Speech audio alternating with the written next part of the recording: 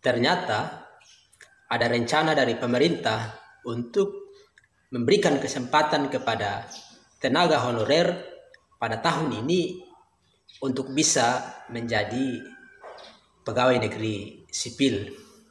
Jadi hal ini karena pemerintah memang mempunyai alternatif yang bisa dimanfaatkan bagi honorer agar bisa meningkatkan taraf hidup, yaitu dengan mengikuti program pegawai pemerintah dengan perjanjian kerja P3K di tahun 2021 ini. Jadi apa saja yang harus dilakukan dan bagaimana penjelasan prosesnya, silahkan dicermati dengan baik melalui link yang ada di atas, atau silahkan lihat di kolom keterangan di video ini. Jadi ada hal yang menarik dari rekrutmen P3K ini adalah mengenai gaji yang akan diterima oleh lulusan P3K pada tahun 2021 ini. Jadi dikabarkan bahwa gajinya adalah UMR dan mendapatkan tunjangan setara dengan PNS, hanya saja tanpa jaminan masa tua atau pensiun. Jadi seperti yang direncanakan bahwa pendaftaran P3K ini baru akan dimulai pengumumannya oleh pemerintah pusat pada bulan Februari tahun 2021, bulan sekarang ini. Oleh karena itu disarankan kepada semua yang ingin mendaftar, silahkan rajin-rajinlah cek atau update di website resmi, di link yang ini, atau bisa juga lihat di link di kolom keterangan di bawah. Jadi yang jelasnya bahwa kapanpun pendaftarannya, kita masih menantikan informasi dari Badan Kepegawaian Negara atau BKN yang rencananya akan mengumumkan secara resmi pendaftaran P3K pada bulan Februari ini. Jadi pada seleksi P3K 2021, BKN akan membuka kesempatan bagi putra-putri terbaik bangsa yang mengabdi lama dengan melakukan pendaftaran online peserta melalui link ini. Ini silahkan lihat di atas. Baik dengan status tenaga honorer kategori 2 atau XK2 maupun honor daerah. Jadi menjelang rencana dibukanya seleksi P3K 2021, maka ada baiknya sobat yang ingin mendaftar mengetahui lebih lanjut mengenai persyaratan P3K yang diperlukan seperti pengumuman BKN. Jadi dapat diketahui bahwa tenaga honorer yang akan diangkat menjadi pegawai pemerintah dengan perjanjian kerja P3K adalah yang pertama tenaga pendidik, dan yang kedua adalah tenaga penyuluh, dan yang ketiga adalah tenaga kesehatan. Yang pertama tenaga pendidik, jadi ada syarat-syarat yang harus dipenuhi oleh tenaga pendidik agar bisa lolos menjadi pegawai pemerintah dengan perjanjian P3K. Yang pertama adalah bahwa dia adalah tenaga honorer X kategori 2 atau K2. Ya, yang kedua adalah persyaratannya berusia maksimal 59 tahun per 1 April 2021. Jadi yang persyaratan kedua adalah maksimal umur yang ingin mendaftar adalah 59 tahun per 1 April. Kalau dikasih batasan bulan seperti ini per 1 April, artinya bahwa waktu pendaftaran sudah tidak lama lagi.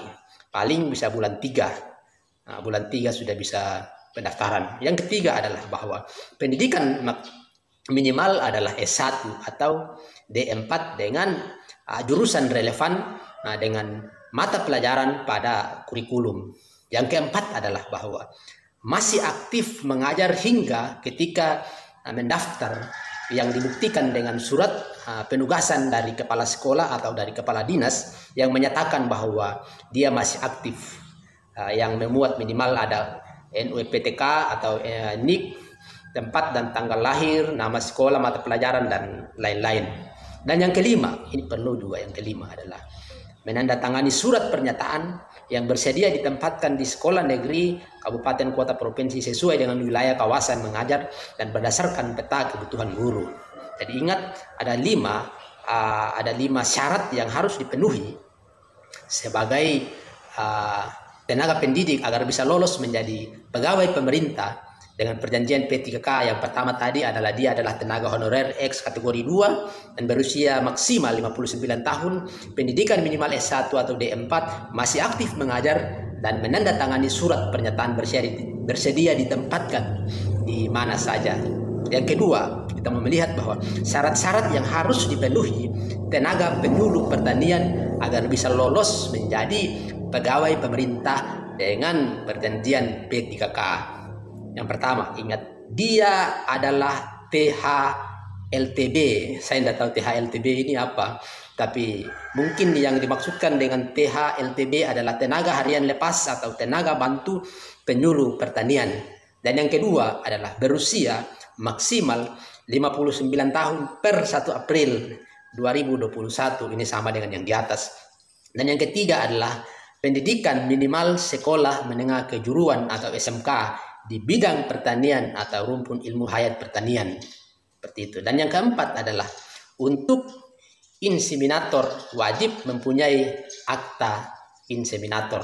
Dan yang kelima adalah bertugas di desa dengan basis unit kerja di kecamatan, kabupaten, atau provinsi, dan telah aktif atau bekerja selama minimal 5 tahun berturut-turut, dibuktikan dengan SK Menteri Pertanian atau Dirjen atau Dinas Pertanian Provinsi.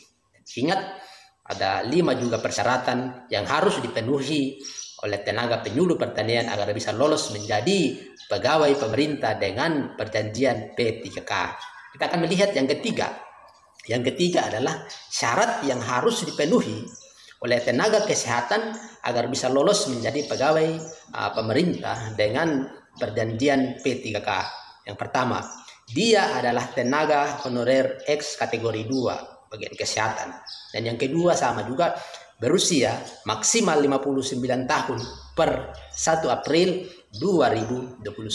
Dan yang ketiga, memiliki pendidikan minimal D3 di bidang kesehatan sesuai dengan persyaratan jabatan. Dan yang keempat adalah melampirkan STR. Data STR itu apa? Tapi mungkin STR yang dimaksudkan adalah surat tanda registrasi tenaga kesehatan yang masih berlaku dan ikut saya sesuai pengumuman. Dan yang kelima adalah memiliki surat keputusan pengangkatan akhir.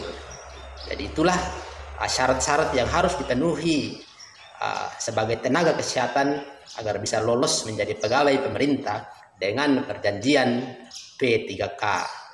Jadi aturan pendaftaran P3K 2021 silahkan teman-teman akses di link yang di atas ini, atau bisa juga lihat di kolom komentar linknya.